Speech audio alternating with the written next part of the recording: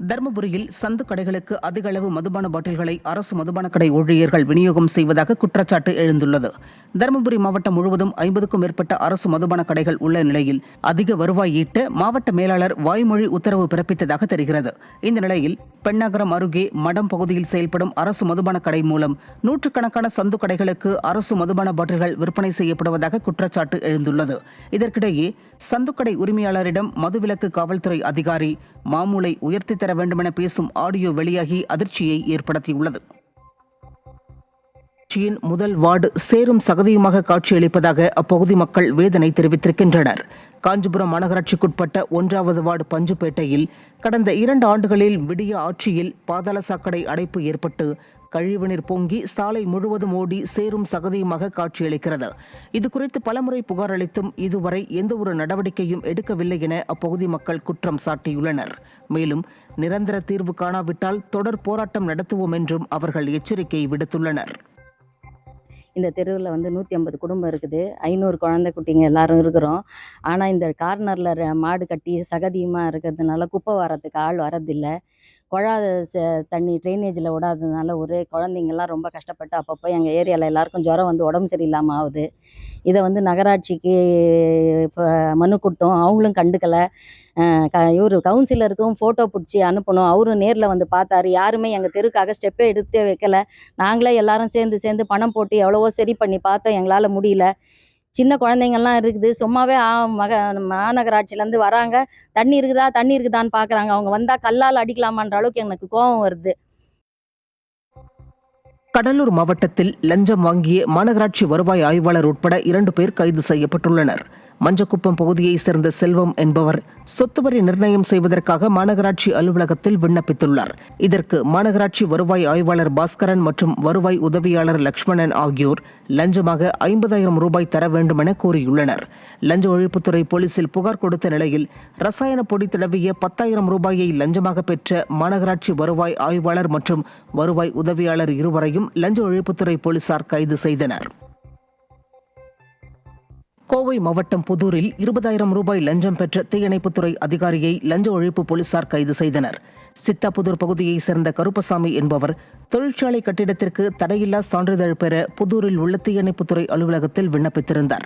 சான்றிதழ் வழங்க தீயணைப்புத்துறை அலுவலர் சிவராஜ் 20,000 ரூபாய் லஞ்சம் கேட்டதாக கூறப்படுகிறது. ஆனால் லஞ்சம் கொடுக்க விரும்பாத கருப்பசாமி இதுகுறித்து லஞ்ச ஒழிப்புத்துறை போலீசில் புகார் அளித்தார். இதையடுத்து கருப்பசாமியிடமிருந்து ரசாயனம் தடவிய 20,000 ரூபாயை பெற்றபோது லஞ்ச ஒழிப்பு போலீசார் சிவராஜை கைது செய்தனர். விடிய ஆட்சியில் லஞ்சம் தலைவிரித்தாடுவதாக பொதுமக்கள் குற்றம் சாட்டியுள்ளனர். திருவண்ணாமலை மாவட்டம் செங்கம் பகுதியில் வட்டார ஒருங்கிணைப்பாளரை கண்டித்து அங்கன்வாடி பணியாளர்கள் ஆர்ப்பாட்டத்தில் ஈடுபட்டனர். செங்கம் அடுத்த கரிமலைப்பாடி அங்கன்வாடி மையத்தில் பணிபுரிந்து வரும் அங்கன்வாடி உதவியாளர் சத்தியவாணியை வட்டார ஒருங்கிணைப்பாளர் பிரீதா இழிவுபடுத்தி பேசியுள்ளார். இதனால் மனமுடைந்த சத்தியவாணி அதிக மாத்திரைகளை உட்கொண்டு தற்கொலைக்கு முயன்று மருத்துவமனையில் சிகிச்சை பெற்று வருகிறார். இந்த நிலையில் அங்கன்வாடி உதவியாளரை இழிவாக பேசிய வட்டார ஒருங்கிணைப்பாளரை பணியிடை நீக்கம் செய்ய வேண்டுமென வலியுறுத்தி அங்கன்வாடி ஊழியர்கள் செங்கம் அரசு மருத்துவமனை முன்பு ஆர்ப்பாட்டத்தில் ஈடுபட்டனர். தருமபுரி மாவட்டம் ஒகேனக்கல் காவிரி ஆற்றில் நீர்வரத்து 2,000 கனஅடியாக அதிகரித்துள்ளது. தமிழக காவிரி கரையோர பகுதிகளில் பெய்து வரும் மழை காரணமாக ஒகேனக்கல் காவிரி ஆற்றுக்கு தற்போது நீர்வரத்து வினாடிக்கு 2,000 கனஅடியாக அதிகரித்துள்ளது. இந்த நீர்வரத்தால் ஒகேனக்கல் காவிரி ஆற்றில் உள்ள அருவிகளில் தண்ணீர் ஆர்ப்பரித்து கொட்டுகிறது.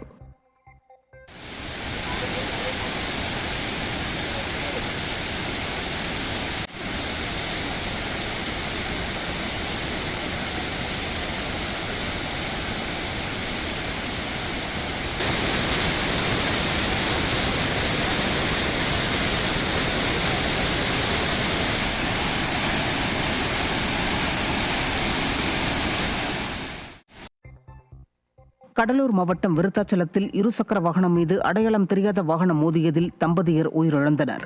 விருத்தாச்சலம் அருகே வயலூர் பகுதியில் ரயில்வே மேம்பாலம் மீது வயதான தம்பதி இருசக்கர வாகனத்தில் சென்று கொண்டிருந்தனர். அப்போது அடையாளம் தெரியாத வாகனம் மோதியதில் கணவன் மனைவி இருவரும் பாலத்திலிருந்து தூக்கி வீசப்பட்டு பரிதாபமாக உயிரிழந்தனர். இந்த விபத்து குறித்து வழக்கு பதிவு செய்துள்ள போலீசார் விசாரணை மேற்கொண்டுள்ளனர். கடலூர் மாவட்டம் சிதம்பரம் அருகே நண்பர்களுடன் கடலில் குளிக்கச் சென்ற கல்லூரி மாணவன் உயிரிழந்த சம்பவம் சோகத்தை ஏற்படுத்தியுள்ளது. தனியார் கல்லூரியில் 3ஆம் ஆண்டு படித்து வந்த மஞ்சள்குழி கிராமத்தைச் சேர்ந்த அன்பரசன் என்ற மாணவர் நண்பர்கள் 3 பேருடன் சாமியார்பேட்டை கடற்கரைக்கு சென்று குளித்துள்ளனர். அப்போது அன்பரசன் கடல் அலையில் சிக்கி இழுத்துச் செல்லப்பட்டு மாயமாகியுள்ளார். நண்பர்கள் அவரை தேடி மயங்கிய நிலையில் கடலிலிருந்து மீட்டுள்ளனர். அரசு ஆரம்ப சுகாதார நிலையத்திற்கு முதலுதவிக்காக கொண்டு சென்றபோது ஏற்கனவே அவர் உயிரிழந்து விட்டதாக மருத்துவர்கள் தெரிவித்துள்ளனர். உடலை கைப்பற்றிய போலீசார் இதுகுறித்து விசாரணை மேற்கொண்டு வருகின்றனர். மதுரை அழகர் கோவில் மலை மீது உள்ள பழமுதிர்ச்சோலை முருகன் கோவிலுக்கு ஆன்மீக சுற்றுலா சென்ற பக்தர்களுக்கு சுற்றுலாத்துறையினர் போதிய அடிப்படை வசதிகளை செய்து தரவில்லை என பக்தர்கள் குற்றம் சாட்டியுள்ளனர். மதுரை, தூத்துக்குடி உள்ளிட்ட மாவட்டங்களைச் சேர்ந்த முதியவர்களை சுற்றுலாத்துறையினர் பழமுதிர்ச்சோலை முருகன் கோவிலுக்கு ஆன்மீக சுற்றுலா அழைத்துச் சென்றுள்ளனர். இந்த நிலையில் ஆன்மீக சுற்றுலா சென்றவர்களுக்கு அன்னதானம் வழங்கப்பட்ட போது போதிய இடம் இல்லாததால் முதியவர்கள் நீண்ட நேரம் வெயிலில் காத்திருக்கும் அவலம் ஏற்பட்டது. மேலும் மதுரையில் உள்ள தமிழ்நாடு ஹோட்டலில் மதிய உணவு வழங்கப்படும் என கூறிவிட்டு திடீரென பழமுதிர்சோலை முருகன் கோவிலில் உணவு ஏற்பாடு செய்ததால் பக்தர்கள் அதிர்ச்சியடைந்தனர். கடலூர் மாவட்டம் புவனகிரி அருகே 4 வழிச்சாலை விரிவாக்கப் பணிகள் ஆமை வேகத்தில் நடைபெற்று வருவதாக வாகன ஓட்டிகள் குற்றம் சாட்டியுள்ளனர். கீரப்பாளையத்திலிருந்து சிதம்பரம் பைபாஸ் வரை 4 வழிச்சாலை விரிவாக்கப் பணிகள் நடைபெற்று வருகிறது. இந்த நிலையில் சாலை விரிவாக்கப் பணிகள் ஆமை வேகத்தில் நடைபெற்று வருவதாகவும் சாலைகளில் கொட்டப்பட்டுள்ள ஜல்லிக்கற்களால் வாகன ஓட்டிகள் நிலை தடுமாறி கீழே விழுவதாகவும் குற்றச்சாட்டு எழுந்திருக்கிறது. விரைவாக 4 வழிச்சாலை விரிவாக்கப் பணியை முடித்து பயன்பாட்டிற்கு கொண்டுவர வேண்டும் என வாகன ஓட்டிகள் வலியுறுத்தியுள்ளனர். நாமக்கல் மாவட்டம் பரமத்தி வேலூர் பெருந்தலைவர் காமராஜர் பேருந்து நிலையத்தில் இரவு நேரத்தில் இளைஞர்கள் கிரிக்கெட் விளையாடுவதாக குற்றச்சாட்டு எழுந்துள்ளது. பரமத்தி வேலூர் பெருந்தலைவர் காமராஜர் பேருந்து நிலையத்திற்கு தினசரி நூற்றுக்கணக்கான பேருந்துகள் வந்து செல்லும் நிலையில் நாமக்கல் மற்றும் கரூர் செல்லும் பேருந்துகள் நிற்கும் பகுதியில் இளைஞர்கள் மற்றும் சிறுவர்கள் கிரிக்கெட் விளையாடி வருவதாக குற்றச்சாட்டு எழுந்திருக்கிறது. இதை காவல்துறையினர் கண்டுகொள்ளாத நிலையில் மாவட்ட நிர்வாகம் உரிய நடவடிக்கை எடுக்க வேண்டும் என பொதுமக்கள் வலியுறுத்தியுள்ளனர். காஞ்சிபுரம் மாவட்டத்தில் கார்களை குறைந்த விலைக்கு வாங்கி தருவதாக பல லட்சம் ரூபாய் மோசடியில் ஈடுபட்ட நபர்களை கைது செய்து பணத்தை மீட்டு தரக்கோரி சிவகாஞ்சி காவல் நிலையத்தில் புகார் அளித்துள்ளனர். மகேந்திரா கார் நிறுவனத்தில் டெமோ கார்களை ஊழியர்கள் மூலம் குறைந்த விலைக்கு வாங்கி தருவதாக கூறி அங்கு பணிபுரியும் பார்த்தசாரதி என்பவர் ஹரிஹரன் மற்றும் அவரது நண்பர்களிடம் லட்சக்கணக்கில் பணம் பெற்றுக்கொண்டு டெலிவரி தராமல் காலம் தாழ்த்தி வந்துள்ளார். இதுகுறித்து சிவகாஞ்சி காவல் நிலையத்தில் தங்கள் பணத்தை மீட்டு தரக்கோரியும் மோசடியில் ஈடுபடும் நபர்களை கைது செய்ய வேண்டும் எனவும் புகார் அளித்துள்ளனர். விழுப்புரம் மாவட்டம் செஞ்சி அருகே அணிலாடி தூய இருதய ஆண்டவர் ஆலய 132வது ஆண்டு தேர் பவனி பெருவிழா வெகு விமர்சையாக நடைபெற்றது. 10 நாட்கள் நடைபெறும் இந்த ஆலய திருவிழாவின் 9ஆம் நாளில் வண்ண விளக்குகளால் அலங்கரிக்கப்பட்ட தேரில் அன்னை மரி, குழந்தை இயேசு ஆகியோருக்கு மாலை அணிவித்து சிறப்பு பிரார்த்தனை நடைபெற்றது. பின்னர் தொடங்கிய தேர் பவனி செண்டை மேளம் முழங்க வீதி வீதியாக ஊர்வலமாக சென்றது. இந்த தேர் பவனி நிகழ்ச்சியில் ஏராளமானோர் கலந்து கொண்டு சிறப்பித்தனர். கடலூர் மாவட்டம் சிதம்பரம் அண்ணாமலை நகர் பகுதியில் முன்னறிவிப்பு இல்லாமல் 2 மணி நேரத்திற்கு மேலாக மின்சாரம் துண்டிக்கப்பட்டதால் பல்கலைக்கழக மாணவர்களும் பொதுமக்களும் கடும் அவதிப்பட்டனர். சிதம்பரம் அருகே அமைந்துள்ள அண்ணாமலை பல்கலைக்கழகத்தின் மருத்துவக் கல்லூரி மருத்துவமனை உள்ளது.